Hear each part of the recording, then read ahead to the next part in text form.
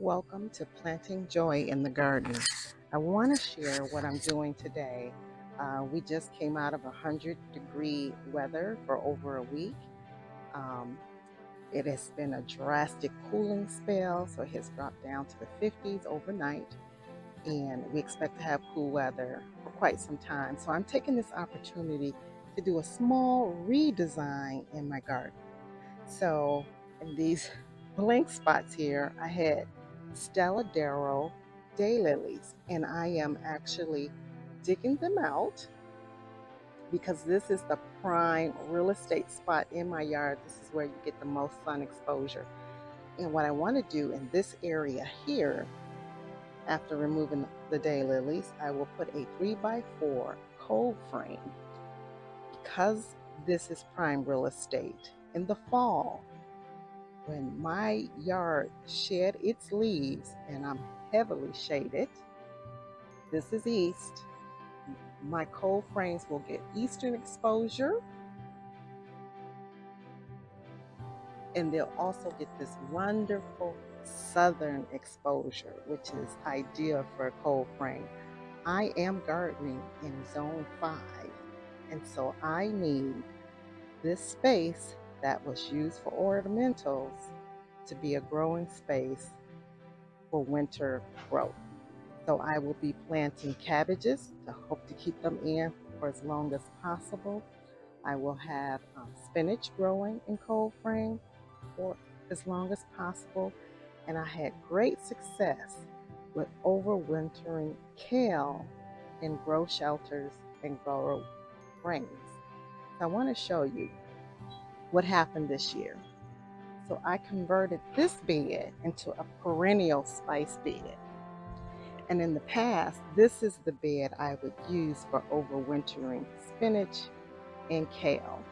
So as you can see, it is a raised bed. It has the framing for a grow shelter. So it was a heavy mill plastic.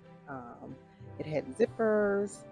I had a thermometer, so I could keep cabbage and spinach and lettuce well into November. It also, with this device, I could remove the plastic framing. Well, it's actually metal. I could remove the metal framing and drop the cold frame on top to keep spinach and kale going. Well, this is a perennial bed. I'm not going to disturb it. So that calls for me to remove my ornamentals so that I can get a cold frame right here. 3x4, I think that's all I need because kale can be abundant in overwintered spinach, although it grows extremely slow. It will give you spinach leaves. You're not gonna have a spinach salad, but you can add, well, you're not gonna have spinach salad every week, but you can add spinach to some of your dishes. So I do wanna have the option to keep my spinach growing for as long as possible. It will slow down in zone 5. I can keep it growing probably robustly, maybe into November, early December. Then after that, it's just gonna kind of poop out. But if I can keep the snow off of the leaves directly, it's okay if snow falls on the cold frame. It actually helps to insulate it, but you don't want any frost on the leaves. And that's the purpose. And I'm talking about a hard surface cold frame. We won't be using like any plastic sheeting. We're talking polycarbonate boards or actual glass. And so that's how I plan to keep growing all season. Also, I like to add in stones and bricks so that they absorb the heat of the day and release it in the evening. So guys, here's the update and the progress on my quick redesign. I'm in my kitchen garden. I garden so that I can have fresh produce. And as you can see, I was working on space to plant out my vegetables for the fall and winter. So here is the spot where the cold frame will sit. It'll be a 3x4 cold frame. I will be growing spinach. and kale.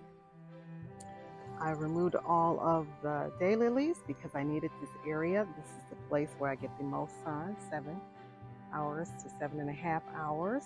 And so by removing my ornamentals, I decided I would just place it with a statue. It's also ornamental, but it'll give me the space I need to have success with fall and winter growing. So this is what my redesign looks like. It also gives me more walk space. It gives me space to bring in carts and wheelbarrows. And I thank you for following me on this redesign. Have a great day.